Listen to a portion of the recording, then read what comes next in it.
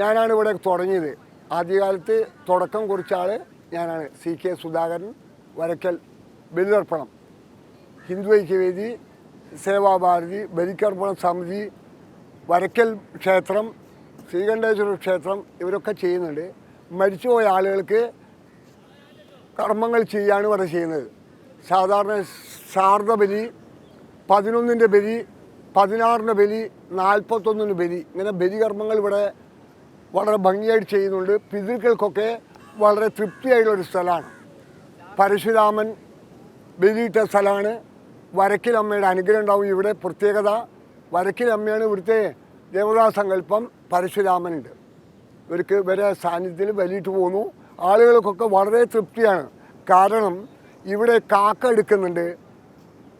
പിന്നെ ഫ്ലാറ്റിൽ പല അവസ്ഥയിൽ ദുരിതം അനുഭവിക്കുന്ന ആളുകൾ ഇവിടെ വന്ന് ചെയ്യുമ്പോൾ അവർക്ക് എന്തെന്നില്ലാത്ത സന്തോഷം ഉണ്ടാകുന്നുണ്ട്. നമുക്ക് ശരീരം മാത്രം പോരാ, മനസ്സ്, ബുദ്ധി, ശരീരം, ഈ 3 കാര്യങ്ങൾ ക്ലിയർ ആവണം. മനസ്സിന് തിളക്കം കൂട്ടാനാണ് ഇവിടെ കർമ്മങ്ങൾ ചെയ്യുന്നത്. മരിച്ചുപോയാളെ പിതൃക്കൾക്ക് ഗുണം കിട്ടുന്നുണ്ട്.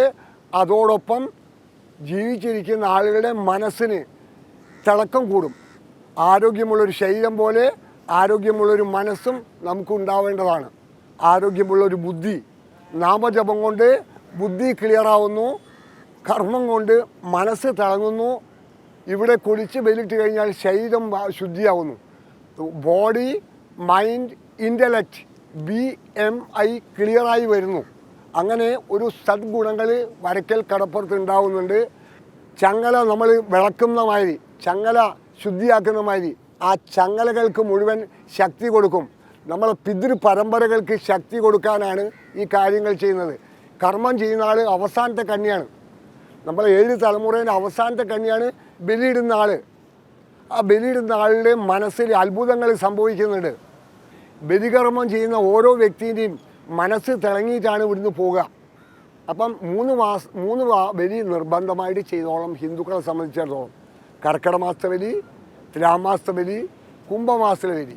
ഇത് ബലിയിട്ടാൽ അവനവനെ ഗുണം. മനസ്സ്, ബുദ്ധി, ശരീരം, body, mind, intellect, BMI clear ആവാനാണ് ഇത് ചെയ്യുന്നത്. നമ്മൾക്ക് തന്നെ വേണ്ടിയിട്ടാണ് ചെയ്യുന്നത്. പിതൃകൾക്ക് ഗുണം കിട്ടുന്നുണ്ട്, അതോടൊപ്പം നമ്മൾക്ക് ഗുണം കിട്ടുന്നുണ്ട്. അപ്പോൾ എല്ലാവരും ചെയ്യുന്നത് നല്ലതാണ്.